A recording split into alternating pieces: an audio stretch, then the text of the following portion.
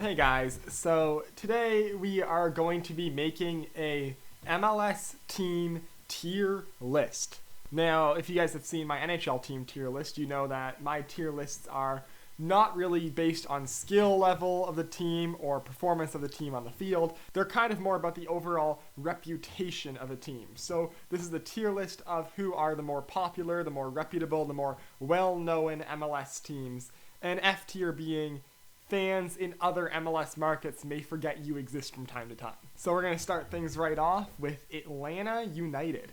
Atlanta is fairly new to the league. This season is their fourth year in MLS, but they have time and time again broken every MLS attendance record. They have made some major signings, sold Almiron for an MLS record fee. They have basically been the cream of the crop of MLS since they joined.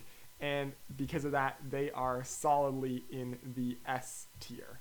Next, FC Cincinnati. FC Cincinnati, one of the newest teams in MLS. This is their second season. They were a very popular USL team and had great attendances in their first season in MLS. They are a very popular team in Cincinnati. Still a new team and hasn't had the performances to give them any worldwide recognition, but they definitely have the support to grow into that as time moves on. So I feel like in a few years, this team can definitely be an A-tier team once they start putting up performances and making the playoffs. But for right now, off of one season where they came in last place in the league, they are B-tier. DC United, pretty solid following, made a big splash when they signed Wayne Rooney, which gave them international reputation. Were quite good back in the early days of MLS, but have since fallen off performance-wise. I am going to say they fall in with Cincinnati in the B tier.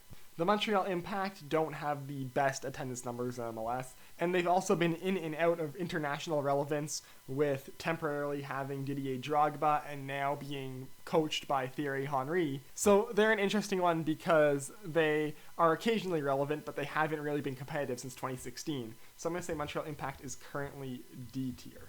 New York City FC have had some very reputable players play for them over the years and have a very strong following in New York. In fact, I believe they are the more well-followed of the two New York-based teams right now. They're always on the verge of being a contender in MLS, always close to being someone who could challenge for MLS Cup, but never quite exactly there. But they are quite relevant, and thus I'm putting them in the A tier.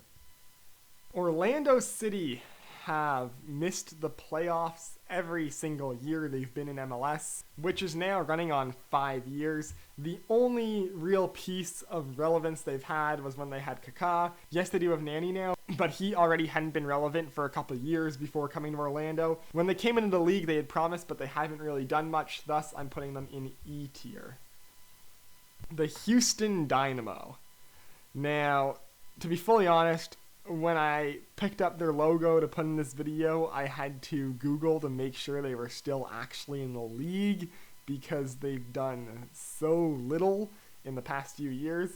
I've completely forgotten about them, which is really sad because the second ever TFC game I went to was against the Houston Dynamo back in 2009. Really disappointing that a team that won MLS Cup in both of the first 2 years of their existence, I mean, they were the original San Jose Earthquake before going to Houston, but they started off really strong in Houston, but just in the past couple of years have completely fallen off the map. And I, like I said, completely forgot that they were a team. So they are F tier. LAFC, like Atlanta United, big international stars, huge home crowds, sold out every game, great local following. Very new team, only their third season in MLS, but instantly put themselves on the map, and Carlos Vela has become an international star since starting to play with LAFC. So LAFC with Atlanta United up in the S tier. Portland Timbers. Great local following. Not the best team in terms of having international reputable stars, but are always a contender for MLS Cup. Always very good, always in the playoffs. Portland is going to A tier. Oops. San Jose Earthquakes were not able to get a jersey sponsor last season. Since coming back into the league in 2008 after the original Earthquakes moved to Houston. They have missed the playoffs in all but 3 years. Never really a contender. Chris Wondolowski is fantastic, but he's basically the only relevant part about the Earthquakes, so they are also F tier. The Chicago Fire lost their name recognition to a TV show and had to change their logo this season in a drastic effort to reinvent themselves. And everyone can pretty much agree that they completely failed the logo rebrand, as their old logo is way better. Consistently one of the lowest attendances in MLS. Their only piece of international relevance, basically in the last 15 years, was when the reporter asked Bastian Schweinsteiger if the Chicago Fire could win the World Cup. And in fact, Schweinsteiger even still played for them last year, and I didn't even know that because he fell off. And since he's left, they really just have nothing left in terms of relevance. So the Chicago Fire are F tier. The Columbus Crew really got screwed over by Anthony Precourt. The Crew have a very loyal fan base, but their team was basically cannibalized, and there was a major attempt by Precourt to move them to Austin. And thankfully that move was blocked because the Columbus Crew are a very important team to MLS. But just recently they've completely fallen off.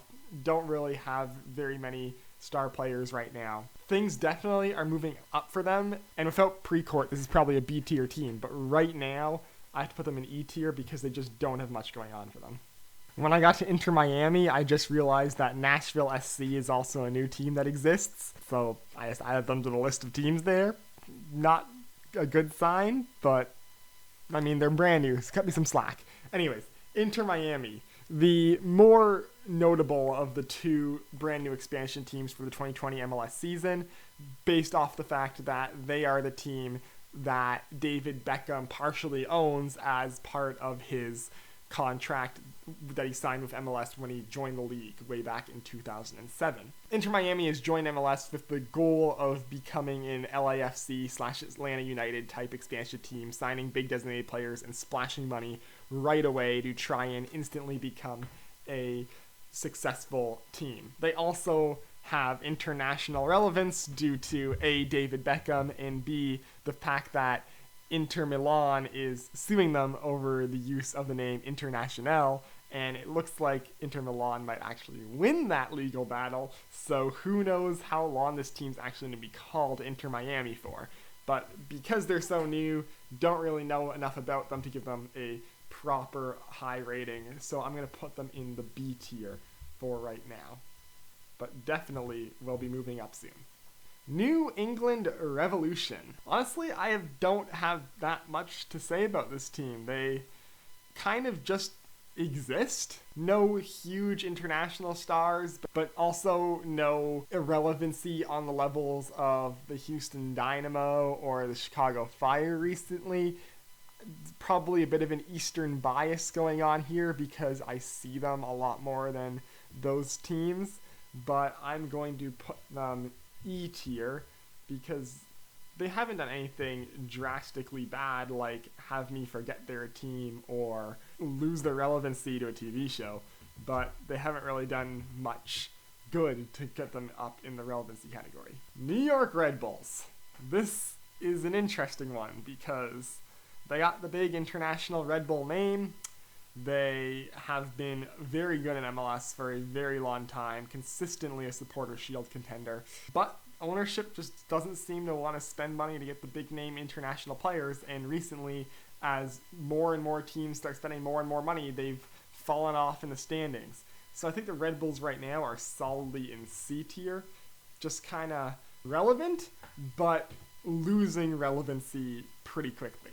Philadelphia Union. Again, same sort of thing as the New York Red Bulls. Is a pretty solid team that was better, I think, when MLS was less dominated by the high-spending Atlanta Uniteds, LAFCs, New York City FCs, and having ownership that obviously cares about the team and wants it to succeed, but not really willing to spend the big monies to get a Carlos Vela, Josef Martinez type player.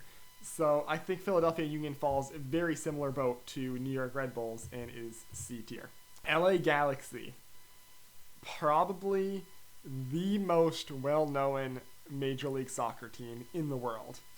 David Beckham, Zlatan Ibrahimovic, probably the two biggest names ever to play in MLS, both played for the LA Galaxy. More MLS Cups than any other team in the league. The league basically makes up rules so that the Galaxy can succeed.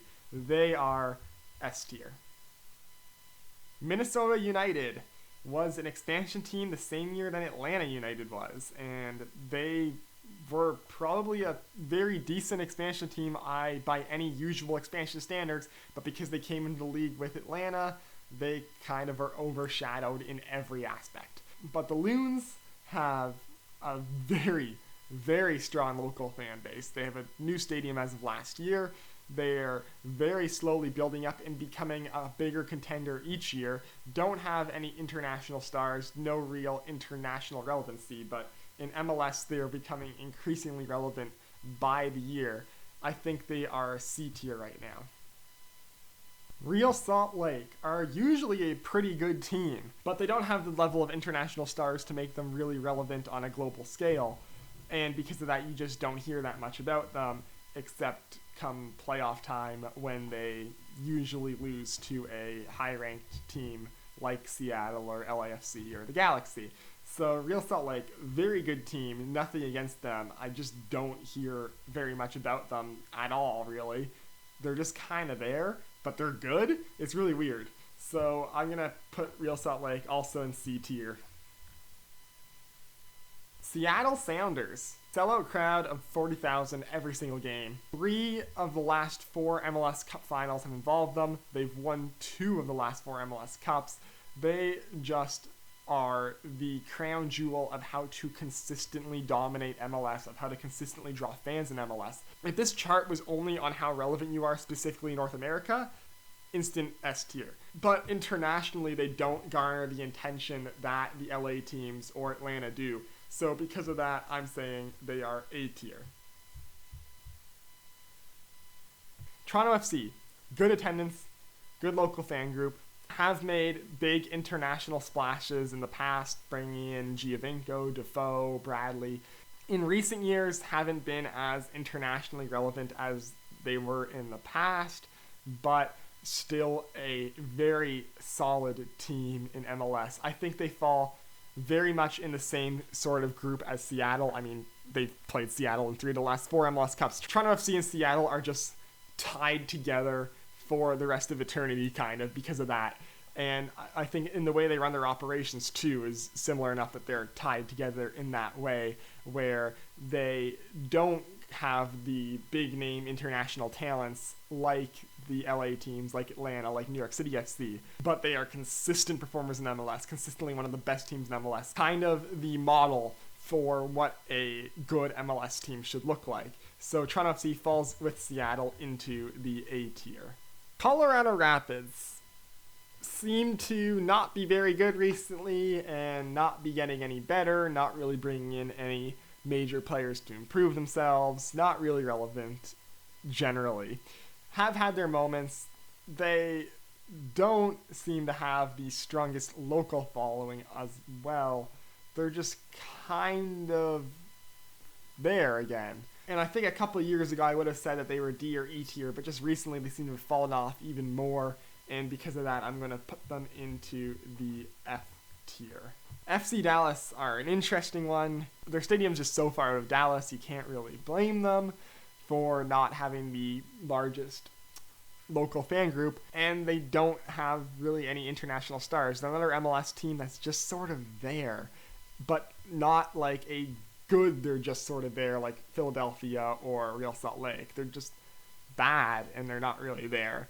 So I think they're definitely more relevant than the Houston Dynamo, because I've actually seen enough FC Dallas recently to remember that they exist, but they're not a very well-known team, so I'm going to put them in the E tier. Sporting Kansas City, in and out of having relevance, recently more out, not the best internationally talent groups, not the greatest in terms of international relevance. I think a pretty solid local support group, though. They're kind of like the Montreal Impact to me, where they just kind of have flashes of relevance, but kind of stay on the lower end of it. So I'm going to put them into the D tier. Vancouver Whitecaps, Alphonso Davies really saves them on this graph. I mean, if it wasn't for Fonzie, I'd instantly throw them in the F tier. But the fact that they developed Alphonso Davies, who is the savior of Canadian soccer, and also they brought in Lucas Cavallini, which if you want to become relevant in a Canadian fan's eyes, you do that. But with the exception of those two players and those two moves, they just really haven't been not anything really to yell home about, and they're consistently now one of the worst teams in MLS and haven't really done anything in MLS since their first couple of years of existence.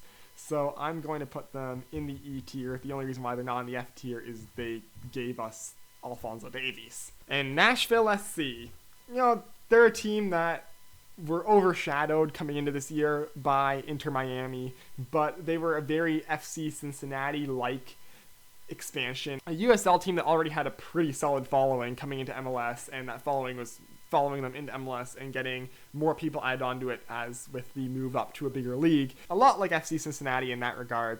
They just haven't played enough for me to really properly judge them, so I'm going to put them in the C tier, although I feel like they will probably be a B tier like Cincinnati in not too long. And really, I think they need some time to really implant themselves on me, but I don't see them going down in this chart. I really only see them going up as of right now. So there you have it. That's the MLS tier list. And I think, as you can tell, the way to be relevant in Major League Soccer as well as in any sport is to do well and do well consistently. As if you look at these top 7 teams here, Atlanta, LAFC, LA Galaxy, Toronto, Seattle, Portland, New York City FC, all basically any year are contenders to win MLS Cup. And as you go down the list, teams going to go to regulars in the playoffs, to teams that sometimes make the playoffs but recently just not at all, to teams that you forget exist sometimes because they just don't really do anything. Again, I have nothing against Houston Dynamo fans. I just think it's really sad that I forgot you guys existed.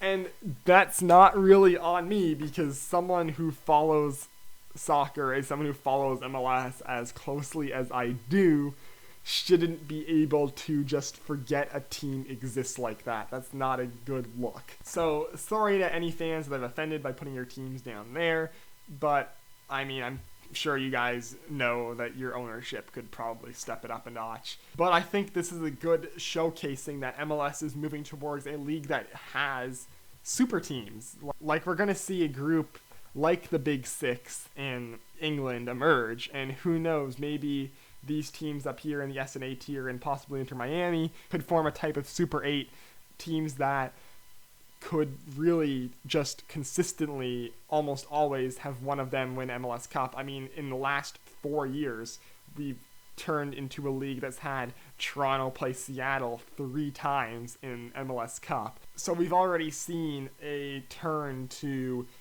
seeing the same teams again and again and again in MLS Cup final. And even the one year when it wasn't Toronto-Seattle, we had Atlanta, who was playing against Toronto in the conference final last year, play against the Portland Timbers, who won the whole thing in 2015, so a team that's also regularly near the top. So we're seeing the same teams win again and again and again and again more often, and less so of teams being relevant for 2 years, like the Houston Dynamo were back in 2006-07, win it a couple times, and then drop off into irrelevancy as the team that they had that won it move on, and new teams go up to replace them. So we're moving away, sort of, from the typical North American NHL, NBA style, where you have teams who get good, and then as they age and then fall off, other teams who've drafted new talent come up and replace them as the cream of the crop and start winning a couple titles then. Now, because of the whole designated player system, which is the way soccer's played in every other country on earth, you're now getting teams that are able to spend money. And especially if you look at the top teams here, they consistently have 3 solid designated players. Like in the case of Toronto FC, they lose Giovinco, instantly replace him with Pozuelo. Atlanta loses Almiron, instantly replaces him with Pity Martinez. LA Galaxy loses Zlatan, replaces him with Chicharito instantly. They replace quality tier 1 MLS players with other quality tier 1 MLS players immediately, and so they don't really have a fall off period where once their core group leaves, they get depleted and have someone else come up. No, when a team like Toronto FC or Atlanta or LA Galaxy or LAFC, if any one of those teams loses any star core players, they're instantly replaced. So barring any major financial downturns to any of these top 7 teams, I think we're going to see these top 7 teams dominate MLS for years to come unless some of these lower ranked teams start spending to catch up to them. So yeah, that was it for this video. If you disagree with anything I've said, let me know down below in the comments. If you agree with anything I say, also let me know in the comments. Nice to hear when people agree with me. If you like it, hit like. If you want to see more of my stuff, hit subscribe. Follow me on Twitter, link is down below in the description, and I will see you next time.